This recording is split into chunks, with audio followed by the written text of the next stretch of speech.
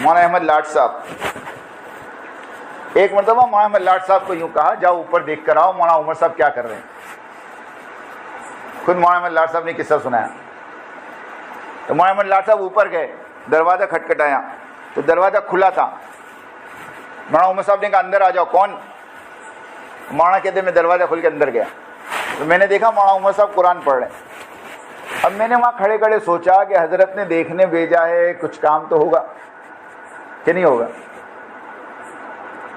تو کہا میں نے ایک دم سے مولانا عمر صاحب سے کہا حضرت بلا رہے ہیں، حضرت جی بلا رہے ہیں.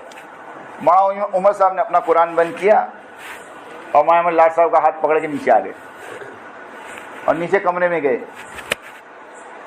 جب کمرے میں گئے اور مولانا انعام صاحب سے کہا حضرت فرمائیے کچھ کام تھا آپ نے بلایا. کہا میں نے تو نہیں بلایا. کہا آپ نے نہیں بلایا؟ ہاں میں نے تو نہیں بلایا. کون آیا تھا آپ کے پاس؟ تو کہا وہ احمد لاٹ تھے، وہ کہہ رہے آپ نے بلایا. کہا اچھا احمد لاٹ بلایا آپ کو، ایک کام کرو آپ جاؤ احمد لاٹ کو اندر بھیجو. جب وہ ایک دم کم عمر تھی مولانا کی، 1965 کی بات، فارغ ہو کر آئے تھے 1962 میں. تو مولانا احمد لاٹ صاحب کو اندر بلایا اور حضرت نے اپنے سامنے بٹھا کر کہا مولوی صاحب تبلیغ کا اصول یاد رکھو، جتنا کہے اتنا کرو، جیسا کہے ویسا کرو. تم کو کہا دیکھ کر آؤ تو دیکھ کے آنے کا، بلانے کس نے بولا؟ بلانا ہوتا پھر میں بھیجتا. اپنے دماغ کے گھوڑے مت دوڑاؤ. سنو اس وقت نظام الدین سے جو بات کہی جا رہی وہ کرو تو تمہاری ترقی ہے. اس سے ہٹ کر ترقی ہو ہی نہیں سکتی، اس سے ہٹ کر ترقی ہو ہی نہیں سکتی. ہاں لوگ تم کو گمراہ کریں گے، یہ نہج نہیں ہے وہ نہج نہیں ہے. میاں جی محراب صاحب رحمۃ اللہ علیہ کا جملہ ان کو سناؤ جو تم کو کہوے نا نہج نہیں ہے، اس کو میاں جی محراب صاحب کا جملہ سناؤ. میاں جی محراب صاحب رحمۃ اللہ علیہ فرمایا کرتے تھے بنگلے والی مسجد کے ممبر سے جس زمانے میں جو بات کہی جائے وہ اس زمانے کا نہج ہوگا. بات ختم ہو گئی. کیا کہا؟ بنگلے والی مسجد کی مرکز سے جس زمانے میں جو اصول بتایا جاوے وہ اس زمانے کا نہج ہوگا. اس زمانے کا نہج یہ ہے، نہیں سمجھا آپ، کہ مسجد کی آبادی اور ایک دن فضائل اور ایک دن منتخب کی تعلیم، گھروں کے اندر قرآن کے حلقے، اس میں ہمیں کوئی اختلاف نہیں ہونا چاہیے. یہ سب عہد کرو انشاءاللہ کریں گے، کریں گے سب، اس میں کوئی اختلاف نہیں ہم. ہاں ایک صاحب نے مجھے کہہ رہے تھے وہ ایک ہی کتاب تھی اچھی خاصی، یہ دوسری کتاب شروع کر دی، کتنا انتشار ہے نا دنیا میں. میں نے کہا ٹھیک ہے، آپ کو کس نے کہا ایک تھی؟ تو کہ ایک ہی تو تھی. میں نے کہا ایک تھوڑی تھی، حضرت مولانا الیاس صاحب رحمۃ اللہ علیہ کے زمانے میں 5 کتاب تھی. کہ ہاں 5 تھی؟ میں کہا ہاں 5 تھی. کون سی؟ میں کہا سن، ایک حکایت صحابہ تھی، ایک فضائل نماز تھی، ایک فضائل تبلیغ تھی، ایک فضائل ذکر تھا اور ایک فضائل قرآن تھا. کتنی کتاب ہوئی؟ 5 تھی نا. اس کے بعد فضائل صدقات کب لکھی گئی؟ میں دلیل دوں. فضائل صدقات کا آخری صفحہ جہاں فضائل صدقات ختم ہوتی ہے نا، اس پہ لکھا ہے الحمدللہ یہ کتاب سن 1949 میں پوری ہوئی. 1949 میں فضائل صدقات اور فضائل حج لکھی گئی. اب مولانا الیاس صاحب کا انتقال تو 44 میں ہو گیا تھا، 44 میں ہو گیا تھا نا. کتاب کب لکھی؟ 5 سال کے. تو فضائل صدقات کو تعلیم میں کس نے شامل کیا؟ مولانا یوسف صاحب نے شامل کیا. تو 5 سے 2 ہو گئی، کتنی ہو گئی پھر؟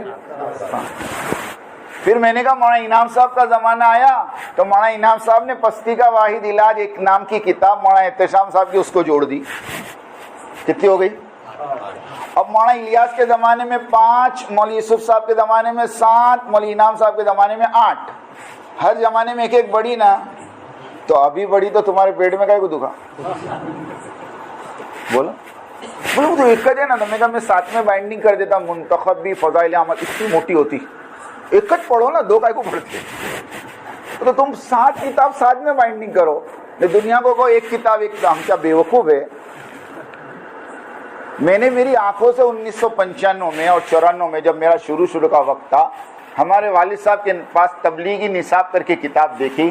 فضائل اعمال کے الگ رسالے ہوتے تھے, فضائل ذکر کے الگ ہوتے تھے کہ نہیں؟ اس زمانے میں 2 روپے کے ملتے تھے, 1.5 روپے کا, 2 روپے کا. یہ تو زبردستی کی ایک بات ہے. بغیر مشورے کے مجھے یہ بتاؤ مشورے کا اصول کیا؟ مشورے کا اصول کیا؟ کہ مشورے کا اصول یہ ہے کہ آپ مشورے میں بیٹھ کے رائے دے دو, اور رائے دینے کے بعد امیر اگر تمہاری رائے کے خلاف فیصلہ کر دے تو تمہارے ماننا کہ نہیں ماننا؟ کہ نہیں ماننا؟ اچھا, امیر قلت رائے کثرت رائے کا پابند ہے کیا؟ ہاں, بلکہ میرے کو تو یہ اصول سکھایا گیا بچپن میں کہ تمہاری رائے پر فیصلہ ہو جائے تو ڈرو, اور تمہاری رائے پر فیصلہ نہ ہو تو خوش ہو جاؤ. ارے صحیح ہے کہ نہیں؟ اب مشورے میں بیٹھے ہیں, 4 آدمی نے کہا کتاب نہیں چلنی چاہیے اور 5 نے کہا چلنی چاہیے. اب امین نے فیصلہ کر دیا کہ چلے گی. اب وہ 4 کہے نہیں ہم نے تو نہ بولا تھا, کہیں کو چلائے.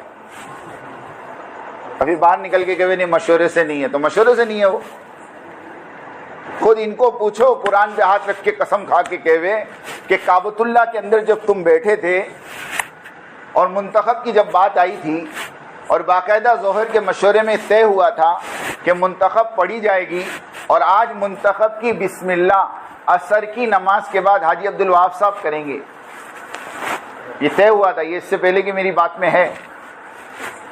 لیکن ایک پوری پلاننگ کے ساتھ عصر کے بعد حاجی صاحب کو کعبۃ اللہ میں نہیں آنے دیا گیا. وہ نہیں آنے دینے والے کون تھے؟ آپ تحقیق کرو. پھر حضرت نظام الدین میں آ کر حضرت نے مشورہ کیا اور پھر بات رکھی کہ بھئی یہ چیز ہوئی ہے اور اس کو کیا کرنا.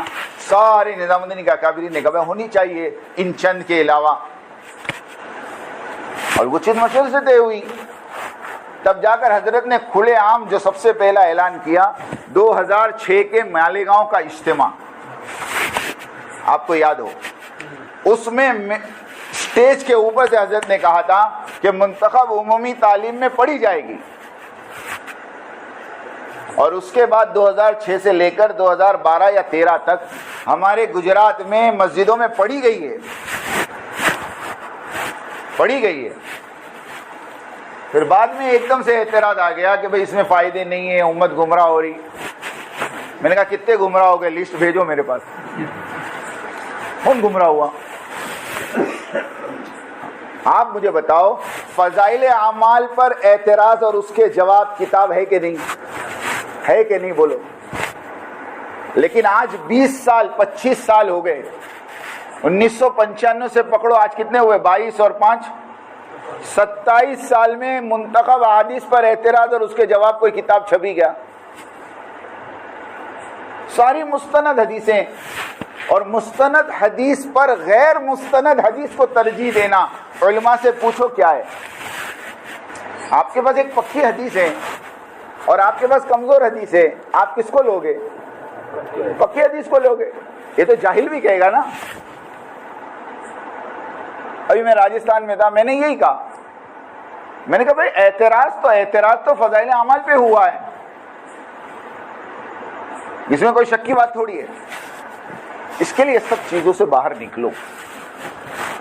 یہ تو ہمارے ساتھیوں کا تقاضا ہے, اس لیے میں اتنی تفصیل سے بول گیا آپ کے سامنے, ورنہ میری عادت نہیں, سمجھ میں آئی بات. اس کے لیے اللہ کے واسطے یہ سارے اختلافات کو چھوڑو. ہمارے امیر حضرت وہاں ساتھ صاحب ہیں, اور ہم شخصیت سے نہیں جڑے ہیں. سننا, مولانا الیاس صاحب رحمۃ اللہ علیہ امیر تھے, وہ ہمارے امیر تھے. مولانا انعام صاحب امیر تھے, وہ ہمارے امیر تھے. مولانا یوسف صاحب امیر تھے, وہ